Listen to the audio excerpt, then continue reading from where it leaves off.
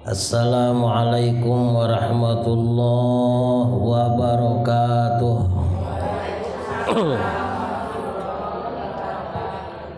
Bismillah, alhamdulillah, wassalatu wassalamu ala rasulillah Sayyidina wa maulana Muhammadin sallallahu alaihi wasallam ibni Abdillah wa ala alihi wa ashabihi wa mawalah wala haula wala quwata illa billah. Amma ba'du. Kudu jen ayeuna ngabahas masalah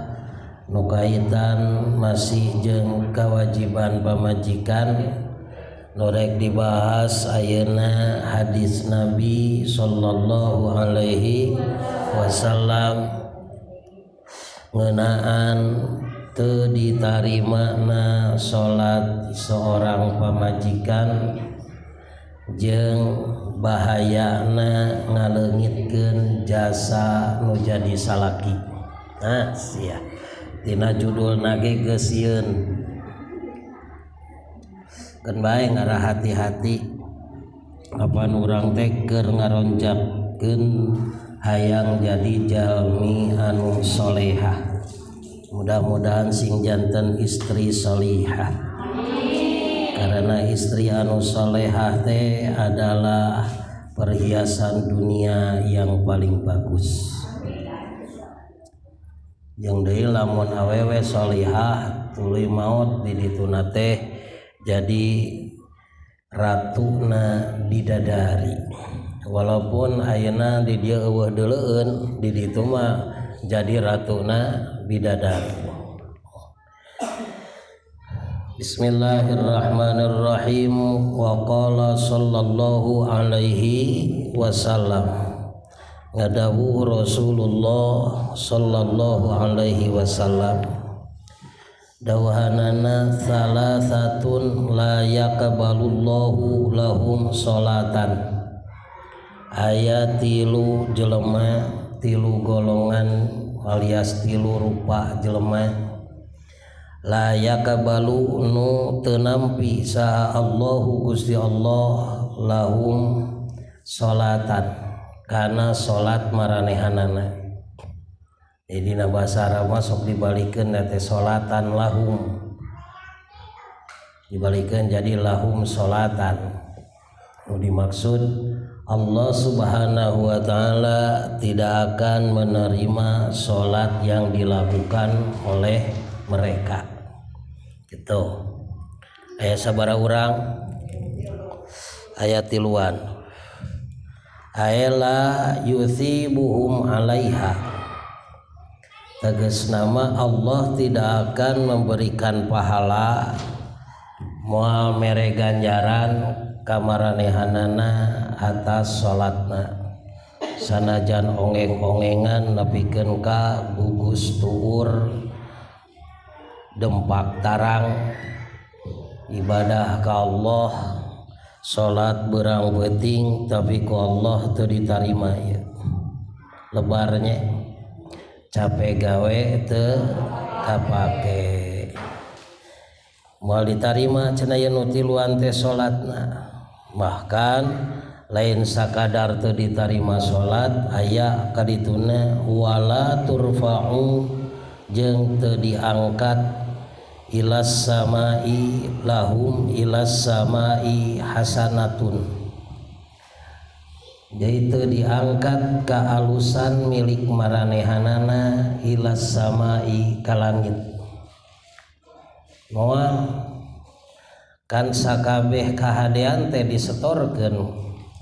dicanak diangkat ka langit ka ditu. Mun teh mah aya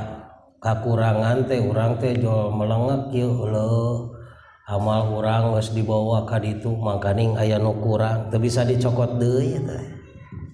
Langsung we ka ditu. Mun salat teu cereg teh geuningan uluh copong rek diomean deui da geus indit. Atuh nyieun deui nu anyar eta mah beda deui nu anyar we. itu mah geus kitu apa adanya. Begitulah buktina alusnya alus, buktina gotenya gote. Ngan ngaran kahadean kabeh rek disetorkeun di gudangan di langit keur bahan engke teh paneta teh data urang ke di pengadilan Allah Subhanahu wa taala. Malah saeutik we urang yen goreng hate ka batur jadi data di ditu teh. Mata kade hirup di alam dunia teh ulah rasa maneh da kabehanana ge lain meunang urang. Fasilitas ya teh. Ulah rasa maneh kena eueuh nu nyaksian, eueuh nu lalajo pedah keur sorangan der weh nyen dosa kade. Da kabeh ge jadi data.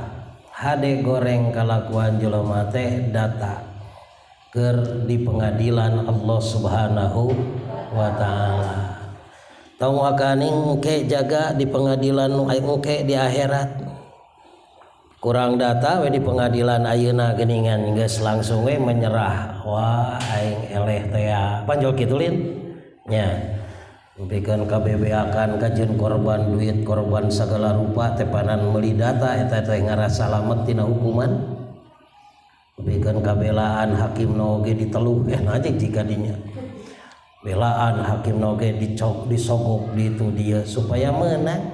gitu. Hari di ditu da moal bisa kitu tah kitu nu mawi kedah hati-hati. Sakali deui Allah moal narima salatna ti nu tilu golongan ieu jeung Allah moal ngangkat kahadeanana ka langit. Saha wae kahiji al abdul abiku abid teh jelema beurian wa kadza al amatu nya kitu deui amat teh awewe beurian. Ari abid mah jelema beurian bangsa lalaki, ari amat mah jelema beurian bangsa awewe. Aya keneh kitu ayeuna rek meuli hiji mah geus eueuh na geus dihapus hasil eta non ngaranna teh ya meureun hasil harapat sadunya we. Tah gitu tapi cenah bejana mah bakal aya deui abid anu kabur atawa amat anu kabur ti saha ya teh kabur kumaha deui nu disebutkeun kabur teh kabur naon disebutkeun kabur alias embung ngadunungan atawa embung dititah diutuh dietah ku dununganana. Anu kaburna teh deui ae al haribu bila udhrin kabur teu aya uzur syara teu dihampura ku syara kaburna teh.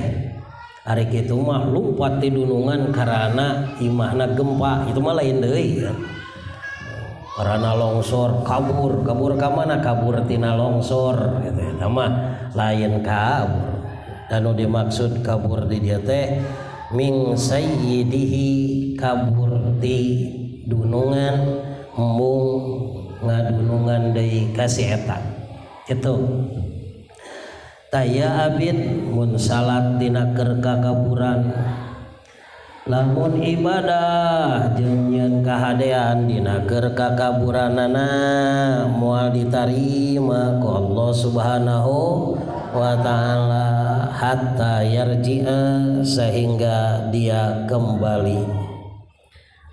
sehingga balik. Fi riwayatin dina hiji riwayat mah hatta yarji'a ila mawalihi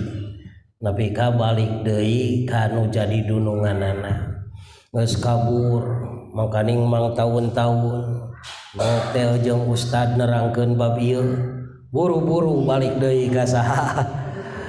ka dununganana menta hampura tamada kanu jadi dunungan naon sababna ibadah anu dina nalika keur dina kakaburan ternyata salatna teu ditarima ku Allah kahadeanana teu dianggap teu disetorkeun ka langit kitu. buru-buru minta hampura nu jadi masalah diterima moalnya makaning aing teh geus abur-aburan kieu moal kitu begitu gok teh kadunungan tuluy dicacag tong waka pesimis da itu mah jelema maya batas tong wakaning jelema Gusti nu Maha Suci ka hambana anu kabur teh kumaha nu doraka di mana balik deui teh pan ditarima ku saha ku Allah ditampi Gusti ge geus nampi piraku da manehna mah butuh keneh ku tanaga urang jelema mah pan kitu lin piraku teu ditarima logikana mah kieu bae ece lamun ece gaduh munding 3 dong munding ayeuna mah teu pati usum sapi we boga sapi 3 nu hiji kabur pleng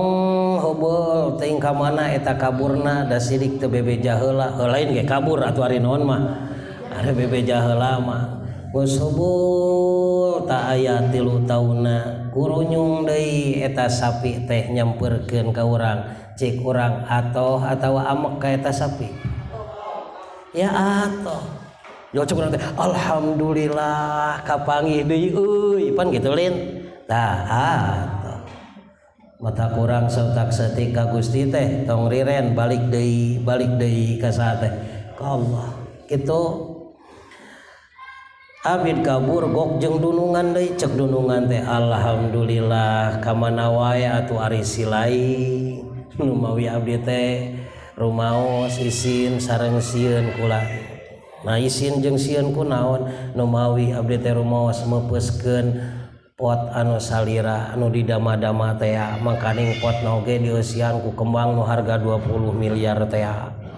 oh gitu padulis ya masih keneh mahal maneh batan naon mah sok ka dieu kitu tanah geus ditarima we tah kudununganna maka salatna ditarima deui ku saha ku Allah kitu tah hiji tah kadua wal mar'atus sakhitu 'alaiha zaujuha awewe anu kengeng bebendu salaki nah mas geus bendu deui teh salaki teh nya mata ke ulasina amekeun tah salaki teh ulasina ngamekan saha teh lain ulasina ngamekan aya teu ngamekan mah modar meureunna ulasina bendu awewe anu dipika bendu kuno jadi salaki benduna mah rupa-rupa nu dimaksud linahwi nusuzin karena aya nusuz urang teh nusuz ngabanggang kanu jadi salaki teh atuh amek salaki keur amek cek urang teh rarasaan pedah dipika amek ku salaki wa aing keur didolim aing merek ngadoa ayeuna mah ka Gusti Nu Maha Suci tong wakaning doana ieu salatna ge moal ditarima moal didenge sanajan neangan dukun 100 juta dukun ge anger we kalah nambah dosa malahan itu wal mar'atu kadua awewe as-sakhitu 'alaiha nu amekeun ka manehanana saha zaujuha salakina tak memeh naon-naon teh bebeja heula kanu jadi salaki akang abdi teh nyuhunkeun ridona we teh akang teh manawi da abdi teh alim capek gawe teu kapake heug neng pek akang marido pisan ka neng teh kitu wah joplong naon wae amalan tong wakaning salat palebah dinya mah ngadoa saeutik dijabah ku Allah Subhanahu wa taala kitu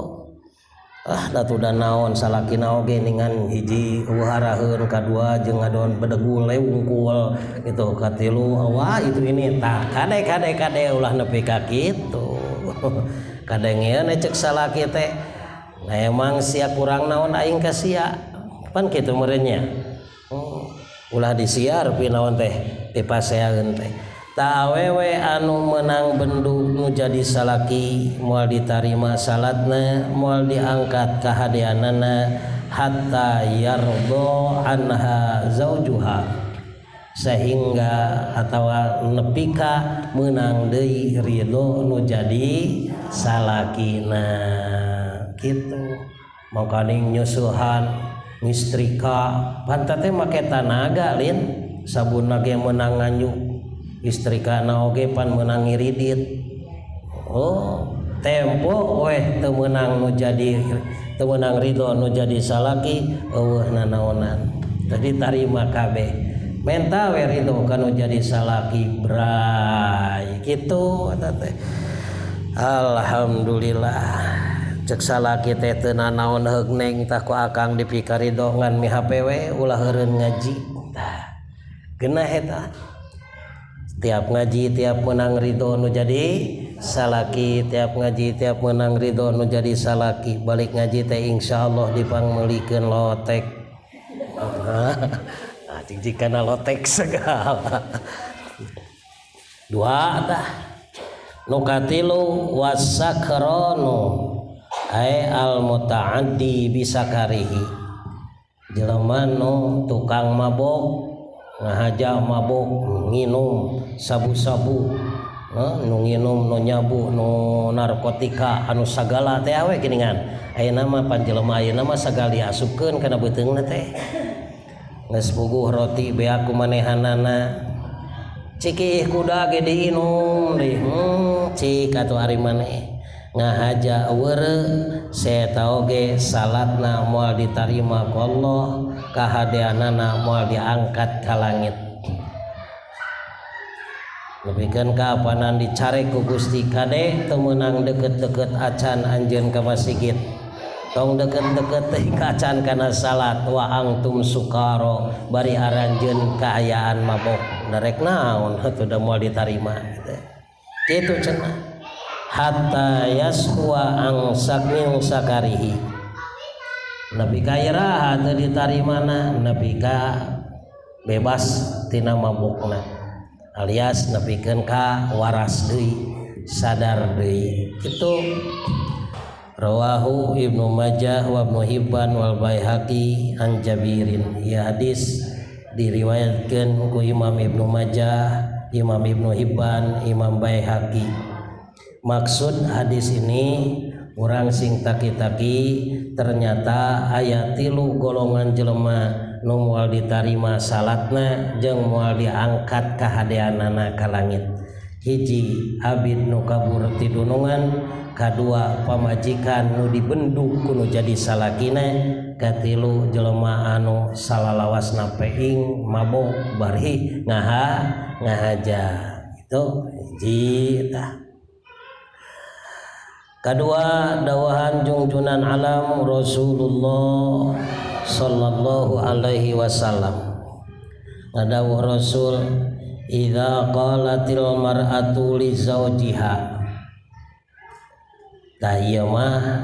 kaitanana jeung awewe anu sok sompral ngomong ka saha ka salaki komo bari ngomongna teh ngomong anu pikat sebeleun teh awe.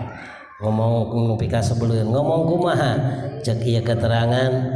idza qalatil mar'atu di mana-mana hiji awewe ngomong li zaujiha kanu jadi salakina ngomongna teh kieu cek ngomongna teh kieu ma ra'aitu minka khairon qattu eta nya kulenger ya awewe ma ra'aitu aing mah teu neuleuh mingka ti sia teh khairon kana kahadean qattu sama sakali cek bahasa urang dia mah asa can kadeuleu sia nyeun kahadean saeutik we ka aing. Nah sok aya nu kitu sok. Nah mana kahadean sia teh mana eta ku bari tuluy teh ngasongkeun peso kana beheung segala rupa we atuh bikeun ka aya ku leuwih eta mah asa can pernah aing mah dingeunahkeun ku maneh sok aya kitu asa can pernah aing mah dingeunahkeun ku maneh ceuk saha teu pernah sakitu unggal peuting buci sia teh pan eta teh ngeunah nepikeun ka peureubeun tah pan maneh teh deuleu hasilna sakitu cing baradegul kitu tah hasilna teh pan balatak eta teh ladang naon eta teh nyebutkeun asa can pernah dibere kanikmatan segala rupa asa can digeunahkeun aing mah ku salaki teh peda imahna atuh da opat ka genep bagja alhamdulillah sakitu ge bari bala locor ari nu direret atuh da bos karet nyaho atuh itu mah imahna ge mang puluh-puluh tingkat mobilna oge sakitu ngajajar ari ngareret kadinya ari ningali salaki eueuh gadagnya heuh jual bahasana teh aing mah asa can pernah digeunahkeun ku sia tuh deuleu si anu mah nepikeun KBB-akan jadi bos kitu teu apaleun padahal eta teh KBG meunang nganyuk aduh Masya Allah tah di mana-mana aya awewe ngomong kitu kanu jadi salakina ngomong kitu ayeuna mah kumaha faqad hubita amaluha maka sungguh dilebur sakabeh amalna ieu mah amalna lamun kalimat mufrad ya diumumkeun ngandung arti jadikeun ka kabeh amal pan bahasana teh kitu lin dilebur amalna amal nu mana anu kaasup kana amal makaning nyeusehan teh pan kewajiban nu jadi salaki dipigawe kudu jadi awewe ganjaranana ka awewe da dikersakeun teh ku Gusti Nu Maha Suci lolobana mah pagawean di imah teh kewajiban lalaki tapi nah anu bisa beut awewe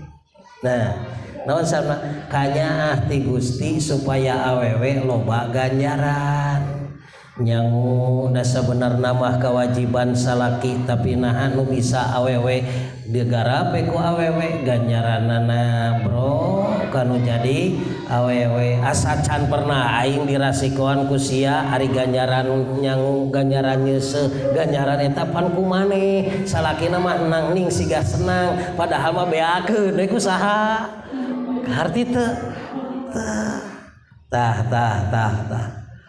dilenyepan mah nya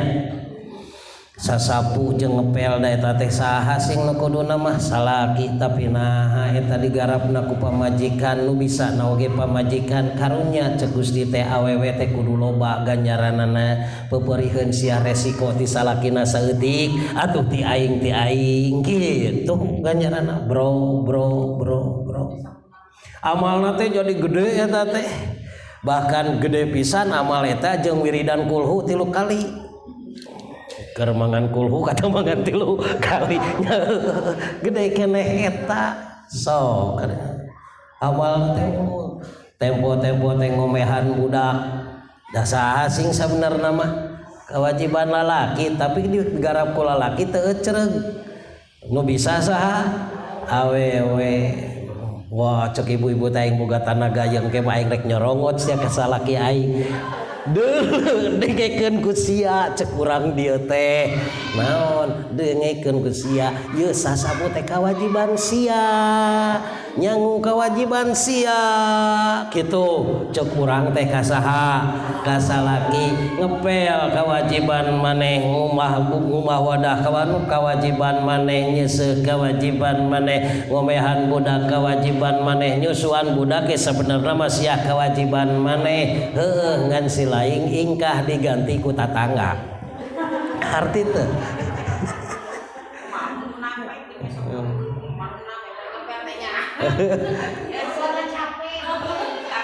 tuluy teh aya lah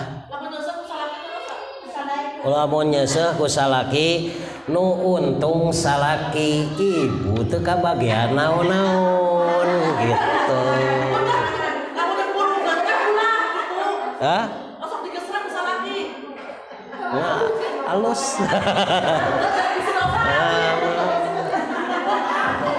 halus da kawajibanana urang teu doraka halus we atoh ngan peda urang teu kabagean tina ladang naon teu naon halus da sakabeung mah abdi ge keur ngopet mah kanu jadi pamajikan geus tong diseuseut ku maneh ku aing mah diseuseutna eta teh keur ngopet kanu jadi pamajikan wios ku akang we ieu mah diseuseutna kitu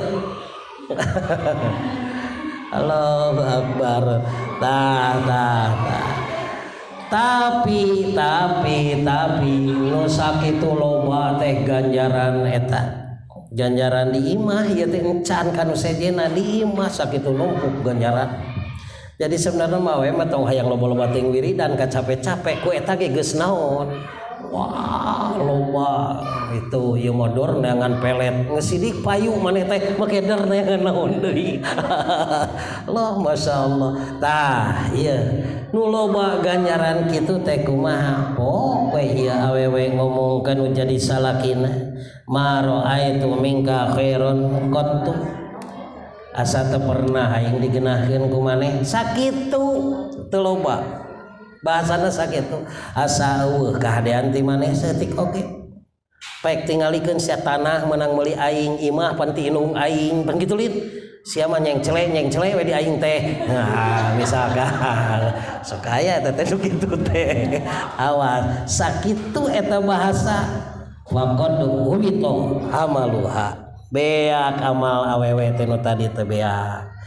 kabeh. Bahkan sebenarnya mah cenah lain sakadar dipokeun manyun we kan jadi saha salaki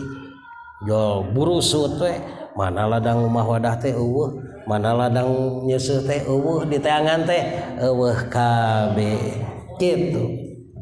Di dieu dijelaskeun rek ditafsiran ieu hadis. Nu dimaksud ku bahasa nu bieu teh ae idza angkarot ma taqaddama lahu minal ihsani. Nyaeta di mana-mana si awewe ingkar kana naon-naon anu salakina mengedepankan kana eta perkara. Artina si salakina teh pan sakitu lutlet kesang lutlet itu ini diasongkeun kanu jadi pamajikan ku pamajikan teh sakitu eta ingkar artina ingkar kana jasa nu jadi salaki padahal sakitu rentul teh budak jasa saha cuk urang teh lain tah lain jasa salaki kumaha mun aya nu ngomong bating sia jeung tatangga sia coba meureun kitu engkena tak ulah kade tuluy kumaha cenah patu jaza bi toli amaliha maka dibales atuh ieu si awewe teh ku dibatalkeun amalna ai bihirmaniha ats-tsawab tegasna mah ditutup ganjaranana. Nu tadi teh eueuh ganjaranna teu dibikeun. Ganjaran anu sakitu sapoe jeput nu tadi teh eueuh kabeh teu dibikeun. Dabungan make aya bahasa naon cenah asa teu pernah dipang. Aya bahasa kitu naon eta teh bahasa ingkar. Nah, palebah dieu sigah nu tadi nyeuseuh si nyeuseuh ngan bari naon ngecep ciga nu munafik lain ciga heueuh sidik eta teh naon munafik dasar sia mah situ we ku aing diseuseuh sia bajuna bari kita teh bari ngagesrek teh ambek kan jadi salah kitu mere rasiko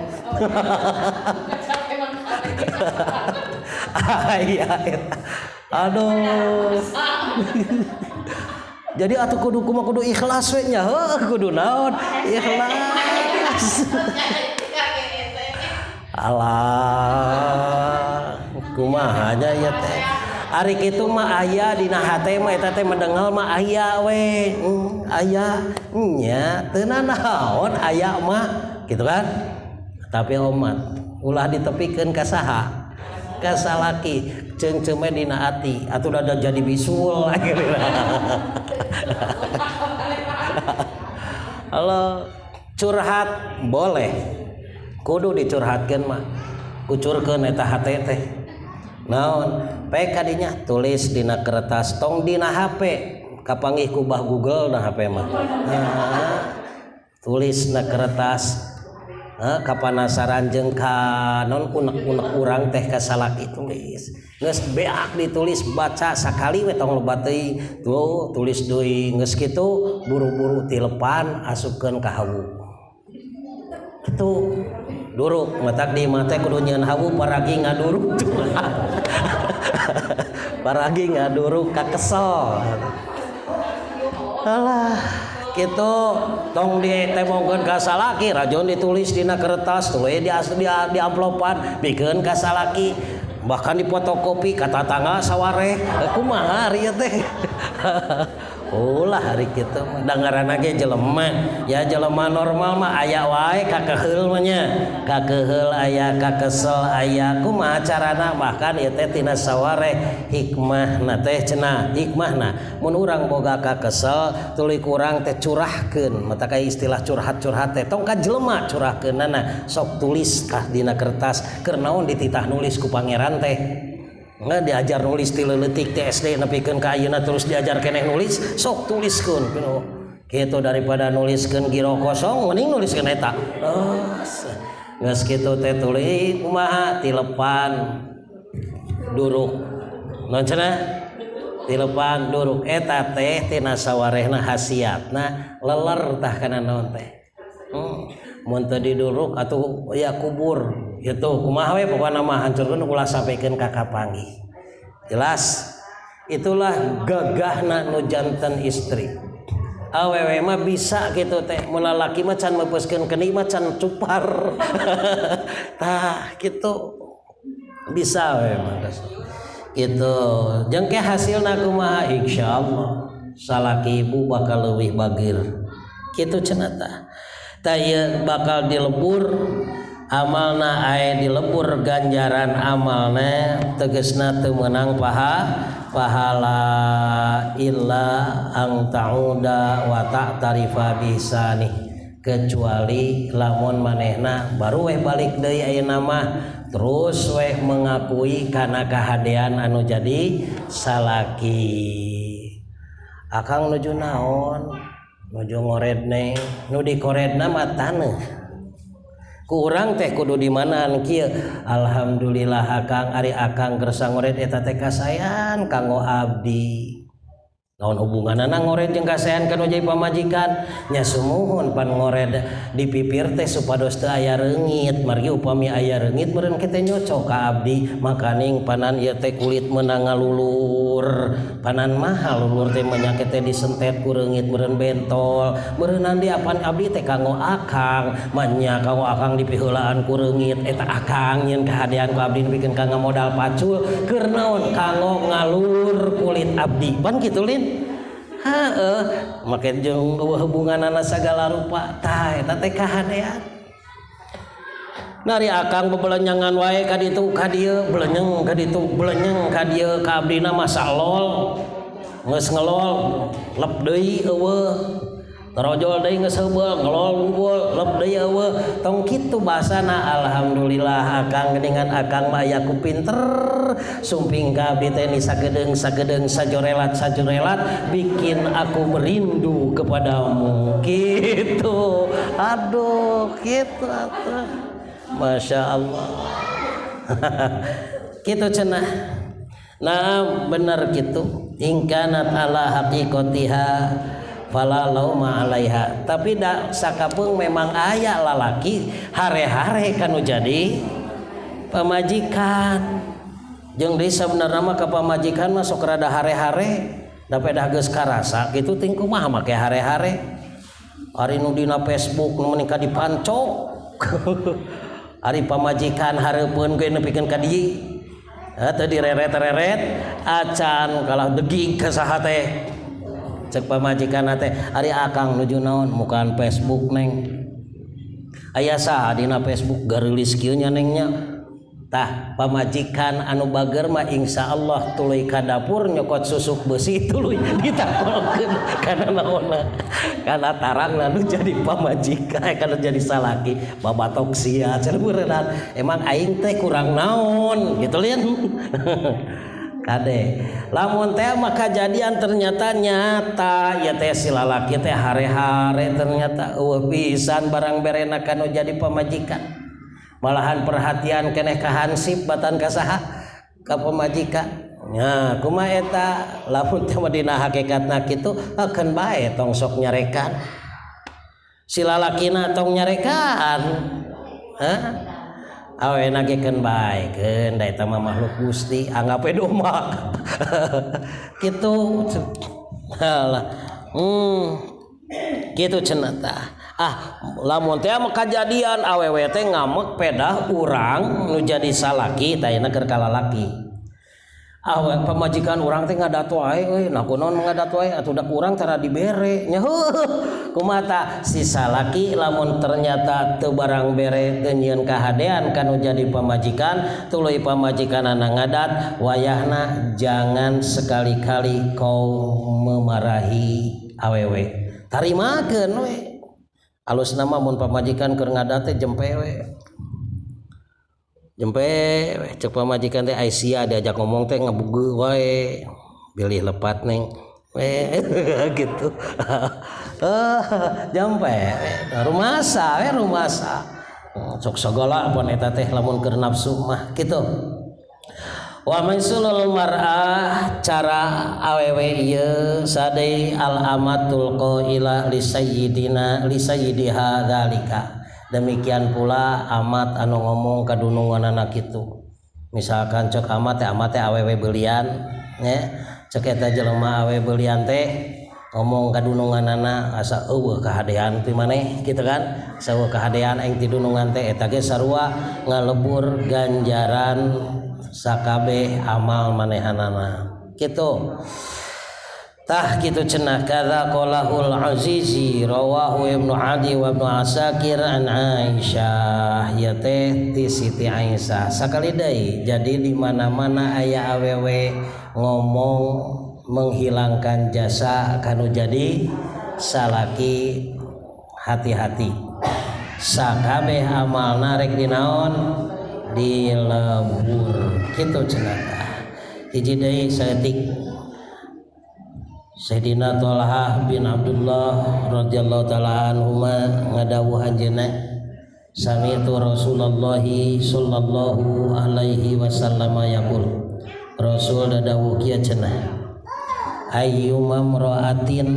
awewe nu mana bae qolat anu ngomong li zaujiha kasalakina ma ra'aitu minka khairan qattu nu ngomong cara tadi